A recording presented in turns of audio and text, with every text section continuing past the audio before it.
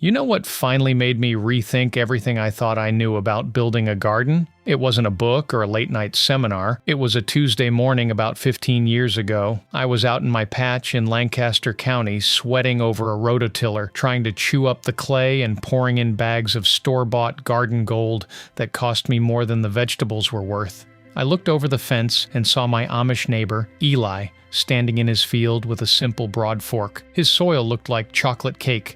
Dark, crumbly, and alive. My dirt looked like powdered dust. I'd been gardening for over a decade at that point, following every expert tip on the back of a fertilizer bag, and yet his dirt was doing things mine couldn't even dream of. I realized right then that I'd been working against the ground instead of with it. Today, I'm going to walk you through exactly how they build that kind of soil and how you can start using these methods in your own backyard. And stick around to the end because I'll share a specific liquid tea recipe I saw a Mennonite family use that acts like a natural immune booster for your young seedlings. Now, I'll be the first to tell you that my old way worked okay. I grew tomatoes, I grew beans, but it was a struggle. I was trapped in this cycle of tilling, fertilizing, weeding, and then tilling again because the soil would pack down like concrete by August. I thought that was just what gardening was, a constant battle of man versus nature. But the Amish approach is built on a different philosophy entirely. They see the soil as a living organism, not just a holding tank for plants. Well, it's about stewardship and a concept they call Gelassenheit, a spirit of yielding and working within a natural order. They aren't trying to force the earth to produce. They're creating an environment where the earth wants to produce. And here's where the science actually backs them up. We now know that heavy tilling destroys the fungal networks, the mycorrhizae, that plants need to take up nutrients. While I was tilling my brains out, I was actually killing the very systems that would have fed my plants for free.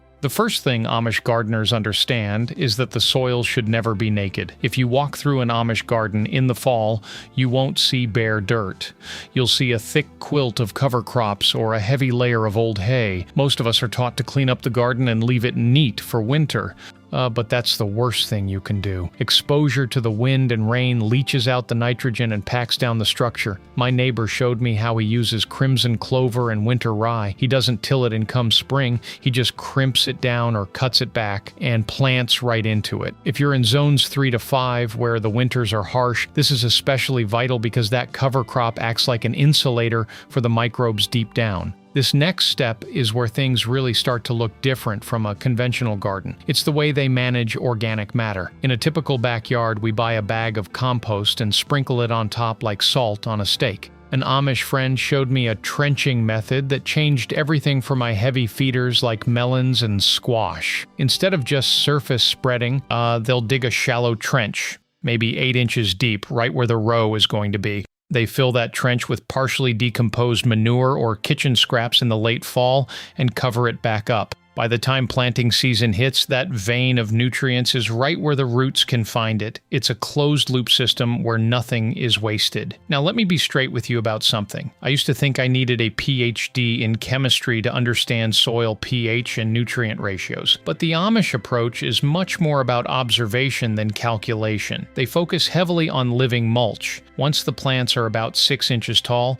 they'll lay down a thick layer of straw or even dried grass clippings. I'm talking 4 or 5 inches thick. This isn't just for weeds. It keeps the soil temperature consistent and prevents the crusting that happens after a heavy rain. If you're in a hotter region like zones 8 or 9, this mulch is the difference between a plant that thrives and one that wilts by noon because the roots are literally baking in the ground. Now here's where the Amish approach really comes together, and it's the part that surprised me the most. They don't view soil building as a spring chore. It's a 365-day-a-year process. Every time they pull a weed, it doesn't leave the garden. It gets tucked under the mulch to rot back down as long as it hasn't gone to seed. This is where you start to see how it all connects. The mulch protects the soil feeds the worms create the aeration, and you never have to pick up a heavy tiller again. This isn't a standalone trick, and it's one piece of a system, and the system is what makes the difference. I'll be honest with you, the first year I switched to this no-turn approach, my garden looked a little messy. I struggled with the urge to go out there and clean it up with a rake. But I want to be upfront here because I think honesty matters more than hype. Realistic first-year expectations are that you might see a bit more slug activity under that mulch, but by the second year, the predatory insects move in and balance it out. Your soil becomes a sponge. If you're picking up what I'm putting down and you want more of these deep dives into how Amish and Mennonite families approach the garden,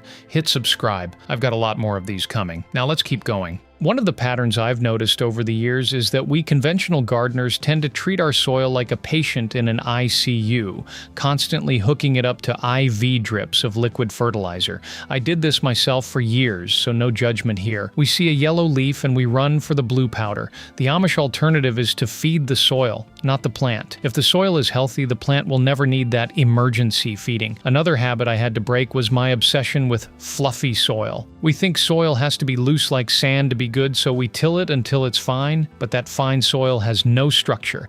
It collapses the moment it gets wet. The Amish prefer a crumbly structure, soil that holds together in small, pea-sized clumps. That's where the air lives. And finally, I used to think that more is better when it came to compost. I'd heap it on, but too much of a good thing can actually lock up certain nutrients. A steady, thin diet of organic matter year-round is much more effective than a giant feast once a year. It's about consistency over intensity. Now, here's something I picked up from a Mennonite family near Kutztown that I haven't seen mentioned in many gardening guides. They call it eggshell water, but it's a bit more involved than just throwing shells in a bucket. They take their dried eggshells, crush them into a fine powder, and then lightly toast them in a cast iron pan until they just start to smell slightly smoky. Then they add about 2 tablespoons of that powder to a gallon of water with a splash of apple cider vinegar. The vinegar reacts with the calcium in the shells, making it immediately bioavailable for the plants. I started using this on my tomato transplants about a week before they go into the ground, and I haven't seen a single case of blossom end rot in 5 years. It's such a simple, low-cost way to ensure those plants have the minerals they need right at the start. That's what I've learned from Amish and Mennonite gardeners about building soil that actually lasts. It's not about the latest gadget or the most expensive bag of fertilizer. It's about humility and realizing that the earth knows how to grow things if we just stop getting in the way. If any of this changed how you think about your garden beds, I'd love to hear about it in the comments. Are you a tiller or a mulcher? Let's talk about it. Hit subscribe if you want more of these deep dives into how traditional communities grow food with methods that have worked for generations. Thanks for spending time with me today. I'll see you in the next one.